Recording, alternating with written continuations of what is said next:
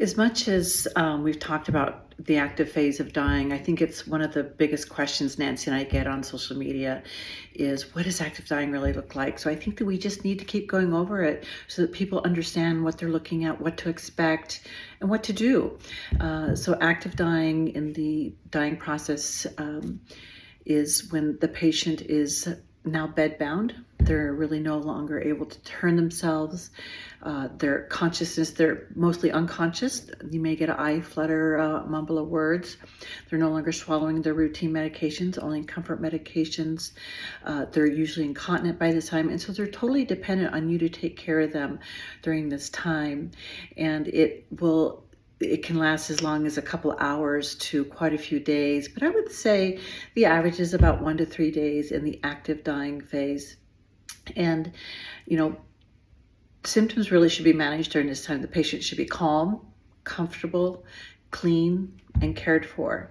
And if they're not, you need to be on the phone to your hospice saying, let's get this fixed. You need to be on the phone to friends and family saying, I need help, because you have to take care of yourself and the hospice patient during this time.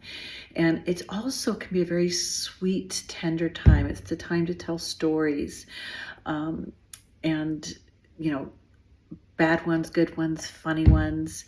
It's the time to hold vigil if that feels right. This is a time when the body changes a lot, even though it's very still. You can physically see the body shrink, the bones become prominent, their color starts to change, their breathing changes. And again, the hospice team should be directing you on how to keep your loved one calm, comfortable, clean, and cared for.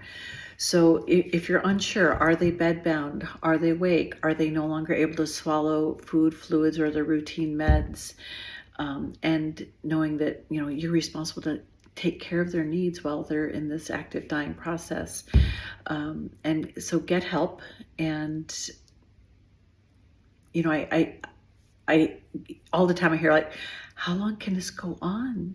And it's only been 2 days. And well, it can go on quite a few days. But I assure families, people will get there. We do it all in our own time. We tend to die like we live. And they just need a lot of support, assurance, and to know that hospice is there in the background to support them.